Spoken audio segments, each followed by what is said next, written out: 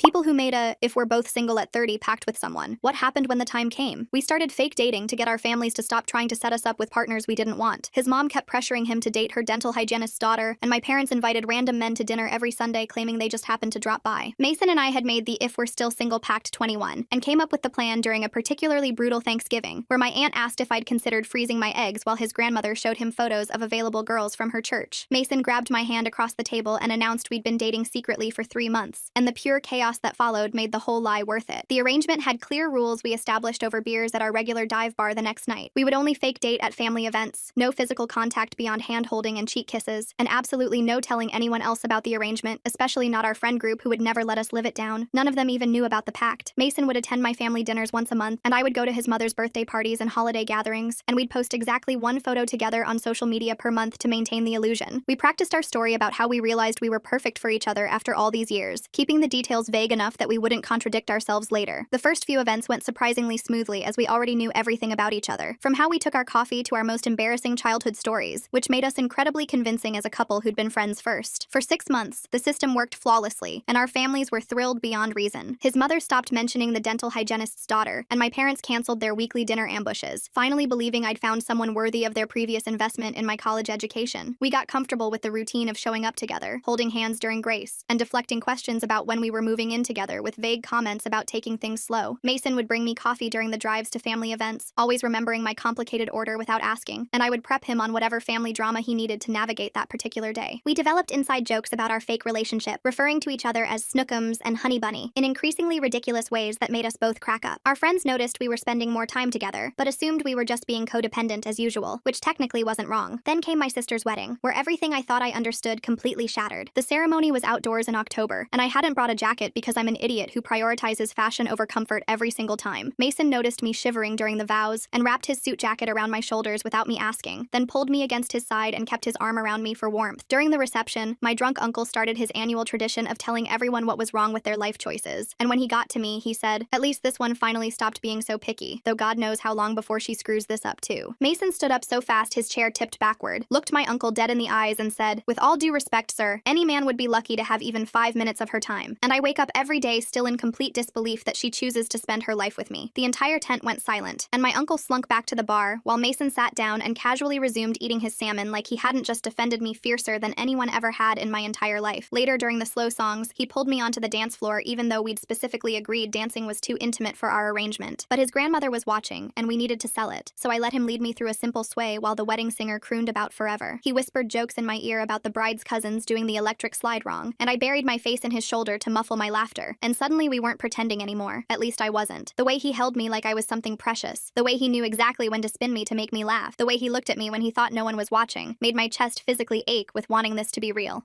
My cousin caught the bouquet and shoved it in my hands, saying I was next, and Mason caught the garter and slid it up my leg while everyone cheered, his fingers trembling against my skin. Walking to the car afterward, both of us slightly drunk on champagne and wedding atmosphere, I couldn't stop myself from blurting out, "Mason, I think I'm falling in love with you for real, and I don't know how to stop it." He froze with his car keys halfway to the lock, turned to look at me with an expression I'd never seen before, and said, "Leah, there's something I need to tell you about why I really agreed to this whole fake dating thing." His keys slipped from his fingers and clattered on the asphalt while he turned to face me completely. The October wind cut through my dress and made me shiver harder than before. His face did this weird thing where his mouth tried to smile, but his eyes looked scared. "I've been in love with you since we were 23, but I also took a job interview in Seattle last month." My brain literally stopped working, and I just stood there staring at him. The parking lot lights buzzed overhead, and some drunk wedding guests stumbled past us laughing. Mason bent down to grab his keys with shaking hands and looked back up at me. "We should sit in the car because we're both kind of drunk and it's freezing out here." I followed him to his Honda and climbed into the passenger seat where I'd sat 1,000 times before. The familiar smell of his pine air freshener mixed with the champagne on our breath. He started the engine and cranked the heat up while I wrapped my arms around myself. Mason gripped the steering wheel and stared straight ahead at the empty parking lot. He told me he agreed to fake date partly to have more time with me before potentially moving. He also couldn't watch me date anyone else anymore after watching me go through 3 bad relationships in the past 2 years. The job offer came through yesterday, and he had 2 weeks to decide whether to take it or not. I finally found my voice and asked why he never said anything for 7 whole years if he felt this way. He made this broken laugh sound that hurt to hear. He explained that after we made our pact at 21, I made it super clear we were just friends. I'd told him multiple times how glad I was to have a friend who didn't want to date me. He'd rather have me as a friend than risk losing me completely by confessing his feelings. We sat there in complete silence while the heat finally started working and my teeth stopped chattering. The radio played some old song we used to sing together on road trips. I asked what happens now, and my voice came out smaller than I meant it to. Mason said he didn't know, but he couldn't let me think this was one-sided when I was brave enough to tell him the truth. His hands kept fidgeting with his keys, and I noticed he still wore the friendship bracelet I made him 5 years ago. We both agreed we were too drunk and emotional to figure this out tonight in a wedding parking lot. Mason put the car in drive and we rode home in complete silence except for the GPS telling him where to turn. The streetlights passed by in blurs and I pressed my forehead against the cold window. When we pulled up to my apartment building, he put the car in the park but kept the engine running. Before I got out, he grabbed my hand and squeezed it gently. "We'll talk tomorrow when we're both sober and can think straight." I nodded and stumbled out of the car, then watched his taillights disappear around the corner. Inside my apartment, I kicked off my heels and collapsed on my bed, still wearing my bridesmaid dress. I didn't sleep at all and just replayed every single moment of our friendship, looking for signs I'd missed. That time he canceled a date to help me move furniture suddenly meant something different. The way he always remembered my birthday and got me thoughtful gifts instead of generic ones. How he never liked any of my boyfriends and always found something wrong with them. By morning, I had typed and deleted 37 different texts to Mason. My eyes were puffy from crying and my dress was wrinkled beyond saving. At noon, my phone buzzed with a text from Mason asking if we could meet at our regular dive bar at 2. I spent 3 hours getting ready, then changing outfits because nothing felt right for this conversation. My black dress seemed too formal, jeans felt too casual, and everything else looked wrong. I finally settled on jeans and his old college hoodie I'd stolen years ago. The bar was mostly empty when I walked in since it was Sunday afternoon. Mason was already sitting in our usual booth in the back corner, wearing the flannel shirt I'd bought him last Christmas. We both ordered water instead of our usual beers, which made the bartender joke about us being lightweights. Neither of us laughed because we were both too tense to find anything funny right now. Mason started by apologizing for the timing of everything and how he'd handled it. I told him to just be completely honest about everything, because I needed to understand. He explained the Seattle job was a huge promotion he wasn't even looking for. A recruiter had reached out to him about heading up their entire West Coast division. Why did Mason wait until she confessed her feelings to mention both the love thing and the Seattle job? That timing seems oddly convenient. The way he's been carrying this torch for 7 years but suddenly has this huge job offer, right? When their fake dating gets complicated makes me wonder what else he hasn't mentioned. The interview happened a month before we started our fake dating arrangement. When we came up with the fake dating plan, he thought maybe it would help him get over me before leaving. Instead, it made everything 100 times worse because he got to pretend we were real. Every time he tried to date someone else over the past year, he said he kept comparing them to me and finding them lacking. The Seattle job seemed like the perfect escape from watching me eventually end up with someone else, except now playing my boyfriend made everything 10 times worse. Because he got to know what it felt like to hold my hand in public and have me lean into him during movies and introduce him as mine. He was completely torn between taking this huge career opportunity and staying here for something that might not even be real. And the worst part was, he kept looking at me like he was trying to memorize my face. He thought maybe I was just caught up in the wedding atmosphere and the champagne and the slow dancing, and tomorrow I'd wake up and realize I didn't actually want him that way. I grabbed his shoulders and made him look at me while I told him about the exact moment he stood up to my uncle. That wasn't fake to me, not even a little bit. And neither was the way he always remembered my coffee order, or how he texted me stupid memes at 2 in the morning when he couldn't sleep, or how he drove 40 minutes out of his way to bring me soup when I had the flu last month. These feelings had been building for months, maybe years if I was being honest, not just tonight with the fairy lights and the wedding cake. The fact that he was planning to move to Seattle without telling me how he felt made me so mad I actually shoved him. Not hard, but enough to make my point. He caught my wrists and pulled me closer, and we just stood there in the parking lot staring at each other like complete idiots. We'd created this whole elaborate lie for our families while lying to ourselves about what we actually felt, and the irony was so ridiculous that I started laughing first. Mason cracked up too, and soon we were both bent over wheezing about how we'd accidentally catfished ourselves into real feelings while fake dating. The tension broke enough that we could actually talk without me wanting to either kiss him or punch him. He asked what I wanted him to do about Seattle, his voice all serious again. I stepped back and told him that wasn't fair to put on me because he needed to decide what he wanted for his career without factoring in my feelings. Starting something real with that kind of pressure hanging over us would doom us from the start, and we both knew it. We stood there by his car for another 20 minutes going back and forth until we finally agreed to take a week to think separately. He would look at the Seattle job based only on whether it was right for his career, and I would figure out if my feelings were real or just convenient, because he was already there being perfect. We also agreed to keep up the fake dating appearance for now because trying to explain this mess to our families while we sorted it out would be completely impossible. The drive home was quiet, except for the radio, and when he dropped me off, he kissed my forehead and said he'd see me at my parents' dinner on Sunday. 3 days later, Sunday dinner at my parents' house was absolute torture. Mom kept gushing about how perfect Mason and I were together, how she'd always known we'd end up together, how she was already looking at venues for next summer. Mason sat next to me at the table, close enough that our knees touched, but we could barely look at each other without remembering everything we'd said in that parking lot. Dad asked Mason about work, and he gave some vague answer about considering new opportunities without mentioning Seattle, which made my chest tight. My sister kept making faces at me from across the table because she could tell something was weird, but I just focused on cutting my chicken into smaller and smaller pieces. We left as soon as we could politely manage, claiming Mason had an early meeting, and the goodbye hug in front of my parents felt like acting in the world's most awkward play. 2 more days passed with nothing but a few basic texts about logistics before I completely broke down and called Christina Reed. She was my friend from college who lived about an hour away and didn't know any of our families, which made her perfect for this disaster. She showed up at my apartment with 2 bottles of wine and those expensive chocolates from the place downtown, and I told her absolutely everything. The pact we'd made at 21, the fake dating arrangement, the wedding, the parking lot confession, Seattle, all of it poured out while she sat on my couch drinking straight from the bottle. She listened to the whole ridiculous story without interrupting once, then looked me dead in the eyes and called me an idiot in the most loving way possible. According to her, Mason and I had basically been dating for real this entire time. We just called it fake to protect ourselves from the possibility of rejection. All those family dinners and hand-holding and inside jokes were exactly what actual couples did, minus the physical stuff. And even that had been slowly increasing with the cheek kisses and the dancing and the way we always ended up pressed together on the couch during movie nights. She pointed out that we'd literally been each other's primary person for years, and the fake dating thing was just an excuse to make it official without risking our friendship. She stayed until midnight helping me process everything, and when she left, she hugged me and told me not to let him go to Seattle without telling him the truth. Meanwhile, Mason was apparently having the exact same breakdown with Dennis Hansen from work. Dennis told him later that he'd never seen Mason talk about anyone the way he talked about me, like I was the sun and he was just lucky to be in orbit. 4 days into our thinking week, everything exploded when Judith Pearson, who went to church with Mason's mom, posted on Facebook about seeing us looking so in love at my sister's wedding. She wrote this whole long thing about young love and soulmates and then added something about engagement vibes and how she couldn't wait for the announcement. My phone immediately started buzzing with texts from aunts and cousins and my mom's book club friends, all asking when Mason was proposing and had we picked a date and did I want great-grandma's ring. My mom's ringtone cut through the chaos 43 minutes later, while I was still trying to respond to the flood of messages. I stared at her contact photo for 3 rings before answering, because I knew exactly what was coming. She launched into rapid-fire questions about why I hadn't told her about the engagement and when did Mason propose and had we set a date yet. I stammered through an explanation that Judith must have misunderstood something at the church event, and we definitely weren't engaged yet. Mom made this disappointed humming sound, but then immediately perked up and said she'd start looking at venues anyway just to be prepared. Before I could protest, she hung up to call her sister about dress shopping. My phone dinged with a text from Mason that just said, "I'm so sorry about Judith," and my chest got tight seeing his name on my screen. We hadn't texted since our conversation in his car 5 days ago when everything fell apart. I typed back, "We're idiots," and hit send before I could overthink it. 3 dots appeared immediately, then disappeared, then appeared again before his reply came through saying, "The biggest idiots." That tiny exchange felt like a crack forming in the wall between us, even though it changed nothing about our situation. I spent the rest of Sunday getting venue links from Mom every 20 minutes while trying to focus on work emails. Mason's grandmother called Monday morning while I was making coffee, and her voice had that formal tone that meant trouble. She invited us to a church luncheon that weekend to properly introduce us to the whole congregation as a couple. The way she said it made clear this wasn't really optional unless we wanted to explain why we couldn't attend together. I agreed because what else could I do without raising suspicions about our relationship status? She gave me all the details about dress code and arrival time, and mentioned how excited everyone was to meet me properly. After hanging up, I stared at my phone for 10 minutes before texting Mason about the luncheon. He replied asking if I was okay with going, and I could practically hear the concern in those 5 words. I told him yes, because even though everything was complicated and messy, I missed him after only 5 days apart. He sent back a thumbs up emoji, which was so unlike him that I actually smiled at my phone. The week crawled by with more venue links from Mom and careful texts with Mason about luncheon logistics. Friday night, he called to discuss our game plan for handling his grandmother's friends and their questions. We were supposed to strategize for maybe 30 minutes, but somehow 3 hours passed while we talked about everything except the luncheon. He told me about the Seattle job offer and how they wanted someone who could relocate within 6 weeks. The position involved leading their entire West Coast expansion, and the salary was almost double what he made now. I told him about my conversation with Christina at work and how she'd noticed I seemed different lately. Neither of us mentioned the elephant in the room about what would happen with us if he took the job. Saturday morning arrived too fast, and I changed outfits 4 times before settling on the navy dress his grandmother had complimented once. Mason picked me up and we drove to the church in mostly silence except for the radio playing quietly. The luncheon was in the basement fellowship hall with round tables covered in white tablecloths and centerpieces of fake flowers. Mason's grandmother calling with that formal tone for a church luncheon? That timing feels way too convenient. Almost like someone's orchestrating things behind the scenes to push them together. What's really going on with all these family members suddenly ramping up the pressure right when they're trying to figure things out? His grandmother swooped in immediately to parade us around to different groups of church ladies who all wanted to know our story. We stuck to our practiced version while holding hands and smiling until my face hurt from the effort. Judith appeared while Mason was trapped in a conversation with the prayer circle about mission work in Guatemala. She cornered me by the dessert table and started asking about ring shopping with this knowing look on her face. I dodged her questions badly by saying we were taking things slow and focusing on our relationship first. She patted my arm and said, "Young love shouldn't wait too long because life was short and unpredictable." Her eyes had this gleam that made me want to scream because she clearly thought she knew some secret. The formal lunch started with a prayer that went on for 5 minutes while everyone held hands around their tables. Mason sat next to me, and I could feel the tension radiating from his body body as his grandmother introduced us to the whole room. Everyone clapped and someone shouted congratulations, which made my stomach twist into knots. During the meal, while his grandmother was busy talking to the pastor's wife, Mason reached for my hand under the table. It wasn't for show since no one could see beneath the tablecloth, and I knew he needed comfort as much as I did. I squeezed back and we held on like we were drowning while eating dry chicken and green beans with our free hands. The luncheon felt endless with more congratulations and questions about our future, while we kept smiling and lying. Mason's jaw was clenched so tight I worried he'd crack a tooth before we finally escaped 2 hours later. In the car, he started driving but suddenly pulled over in a drugstore parking lot 3 blocks from the church. He turned to me with this desperate look and said he couldn't do this anymore and needed to know what I was thinking. I took a shaky breath and told him I knew my feelings were real, but I was scared of ruining our friendship if we tried and failed. He stared at the steering wheel for a long moment before saying, "Our friendship was already ruined because we couldn't pretend these feelings didn't exist." His voice cracked when he said we could either try for real or spend our whole lives wondering what if. Before I could respond, his phone rang with the Seattle company's ringtone he'd set specifically for them. He answered on speaker, and they said they needed his decision by Monday morning because they had other candidates waiting. The deadline was 3 days away, and hearing it out loud made everything feel urgent and impossible at the same time. After he hung up, we sat in silence for 5 minutes before I said we needed to tell our families the truth separately. Whatever happened with us or Seattle, the fake dating lie had to end because it was making everything worse. Mason nodded and started driving again while we made a plan to talk to our families before Monday, so he could make his decision with a clear head. Saturday morning, I drove to my sister's apartment first, because she was always the easiest to talk to about hard stuff. She opened the door in her pajamas holding coffee and knew something was wrong before I even said anything. I sat on her couch and told her everything about the fake dating arrangement while she listened without interrupting once. Her face went through about 12 different emotions as I explained the pact from college and how we'd been lying to everyone for months. She set down her mug really carefully and said she was hurt. I didn't trust her with the truth, but admitted she'd suspected something felt off at the wedding. When I told her Mason and I had real feelings now, she actually smiled and said she'd help me tell our parents and would handle our uncle if he started being an ass about it. Meanwhile, Mason was at Dennis's place doing the same thing because he needed practice before facing his mom. Dennis apparently just laughed when Mason explained the whole fake dating scheme and said he'd wondered why they suddenly seemed so coupley after years of being just friends. He offered to go with Mason when he told his mom, which Mason texted me later, made him feel way less alone about the whole mess. Sunday morning came too fast, and I sat my parents down at their kitchen table, where we'd had every serious conversation since I was 12. I started from the beginning with the pact we'd made at 21, and watched Dad's eyebrows climb higher with each detail. When I got to the part about announcing our fake relationship at Thanksgiving, Mom's coffee cup stopped halfway to her mouth. Dad actually looked kind of impressed by how committed we'd been to the lie, but Mom's face went completely blank, which was never good. She didn't yell or throw anything, which was somehow worse than if she had. She just set down her cup and said she was disappointed I couldn't be honest with her about my life. Then she stood up and walked out of the kitchen, leaving me sitting there feeling like I was 5 years old again. Dad patted my shoulder and told me to give her time to process everything. My phone buzzed with a text from Mason saying his mom had taken it badly too. She kept asking why they would lie to everyone who loved them and couldn't understand how he could look her in the eye every Sunday dinner, knowing it was all fake. His grandmother apparently just nodded and said she knew something was off and she'd been praying for them both. That night I couldn't sleep and kept replaying Mom's disappointed face in my head. Without really planning to, I grabbed my keys and drove to Mason's apartment at 2 in the morning. He opened the door before I even knocked, looking as wrecked as I felt with dark circles under his eyes. We didn't say anything, just held each other in his doorway for what felt like forever. We stayed up the rest of the night sitting on his couch talking about everything we'd been too scared to say before. Our fears about ruining our friendship and what Seattle meant, and whether our families would ever forgive us for lying. By the time the sun came up, we'd decided that whatever happened with his job or our families, we wanted to try being together for real. Monday morning, Mason called the Seattle office and asked for 1 more week to make his decision, explaining he had a family situation to resolve. They agreed, which gave us 7 days to figure out if we could make long distance work or if one of us needed to make a big change. We spent those next few days together as a real couple for the first time, without any family watching or judging. We went to the movies and held hands without it being for show, and had dinner at restaurants where we didn't have to perform for anyone. It was awkward and wonderful and scary all at once, and we kept laughing at how we were basically starting at the beginning after pretending to be together for months. Wednesday, I brought Mason to meet Christina properly as my actual boyfriend, not just my fake one. She grilled him about his intentions for 20 minutes while I wanted to crawl under the table and die. But afterward, when he was in the bathroom, she pulled me aside and said we were perfect for each other and always had been. A week later, Mason called me while I was making dinner and said the words that made my stomach drop straight through the floor. The Seattle company offered him the position with a start date in 6 weeks, and he'd already accepted it because the salary was too good to pass up. I burned the chicken while he explained how he'd negotiated to work remotely 1 week every month so we could see each other regularly. We spent the next 3 hours on the phone making lists of how to handle long distance, when we'd visit, and which airline had the best deals on monthly flights. The hardest part was deciding to tell our families the truth about everything before he left, because trying to maintain any kind of lie from across the country would be impossible. We picked a neutral restaurant downtown and invited both sets of parents, plus his brother Dennis and my sister, for dinner the following Saturday. Mason held my hand under the table while we explained that yes, we were really dating now, but no, we hadn't been dating for the past 7 months like we'd told them. My dad's face went through about 12 different expressions, while my mom just sat there completely silent. silent, which was somehow worse than yelling would have been. Dennis actually laughed and said he knew something was weird when we'd shown up to Thanksgiving holding hands like robots. Mason's mom looked like we'd personally betrayed her, which I guess we kind of had, while his dad just kept asking clarifying questions about the timeline. My sister was the angriest, not about the lying, but because she'd spent months planning double dates we'd kept dodging. The waiter kept trying to take our order while this whole mess unfolded and finally just left water pitchers on the table and disappeared. Mason explained about the pact we'd made at 21 and how the fake dating started as a way to get everyone to stop the setups. His mom interrupted to say she only wanted him to be happy, and the dental hygienist's daughter wasn't even that nice anyway. My mom finally spoke up to say she felt manipulated and didn't understand why we couldn't just tell them we didn't want to be set up. The conversation went in circles for another hour, with everyone processing the deception at different speeds. When we finally ordered food, nobody really ate much except Dennis, who said drama made him hungry. Over the next week, my mom gave me the silent treatment, which kind of peaceful until she showed up at my apartment with coffee and said she understood why we felt so pressured. She admitted she'd been too pushy about my love life and promised to back off on the marriage timeline, though we both knew that would last maybe 2 months. Mason's mom took longer to come around and kept making passive-aggressive comments about trust, until Dennis's wife pulled her aside at Sunday dinner. There's something oddly convenient about Mason's mom admitting the dental hygienist's daughter wasn't that nice anyway. Makes me wonder if she knew all along these setups weren't great matches, but kept pushing them anyway for her own reasons. She told her how her own parents had pushed her into her first marriage at 22, and how much she wished she'd had the courage to push back like we had. After that, his mom started softening, especially when she saw how Mason looked at me now that we were actually together. The gossip situation was a complete nightmare because Judith had already told everyone at their church about our engagement that didn't exist. We had to keep correcting the story, which led to even more confusion, with some people thinking we'd broken up and gotten back together. Others assumed we were covering up some huge fight, and one of Mason's cousins started a rumor that I was pregnant, which explained the quick engagement that again didn't actually exist. Every family event became an exercise in damage control, with both of us giving slightly different versions of the real story because we couldn't keep the details straight. 5 weeks after the restaurant confession, I was sitting on Mason's bedroom floor surrounded by cardboard boxes and packing tape. We folded his clothes while alternating between crying about him leaving and laughing about how we'd gotten ourselves into this whole situation. He showed me his flight confirmation for 3 weeks after his start date, and I showed him mine for the week after that. His apartment was basically empty, except for the furniture he was selling and the boxes shipping to Seattle. The morning of his flight, I drove him to the airport at 5 a.m. because neither of us could sleep anyway. The check-in line was endless, and we just stood there holding each other while business travelers gave us weird looks. At security, he kissed me in front of everyone and said he'd loved me for 7 years, so a few hundred miles meant nothing. I completely lost it, and ugly cried right there, while TSA agents pretended not to notice, and strangers actively avoided eye contact. The drive home was brutal, and I had to pull over twice because I couldn't see through the tears. 2 months into long distance, we developed a routine of nightly video calls and sending each other stupid photos throughout the day. Mason sent me a care package with Seattle coffee, and I sent him cookies from his favorite bakery that arrived completely crushed. We counted days between visits like kids counting to Christmas, and had a shared calendar with all our flights highlighted in different colors. Our families had mostly accepted our relationship, though comments about the lying still popped up at every gathering. My mom kept mentioning how nice Seattle was this time of year, and Mason's mom started sentences with, "when you move there," like it was already decided. The truth was, we were planning for me to possibly move next year if things kept working, but that conversation terrified me as much as it excited me. Some nights the distance felt impossible, and other nights we'd fall asleep on video call and wake up to dead phone batteries. But we were making it work, really work, not fake work, and that made every mile worth it. Well, folks, that's all for today's story time. Thanks for letting me wonder about things with you. It's always a good ride. Until we meet again, stay curious, and subscribe for more content like this.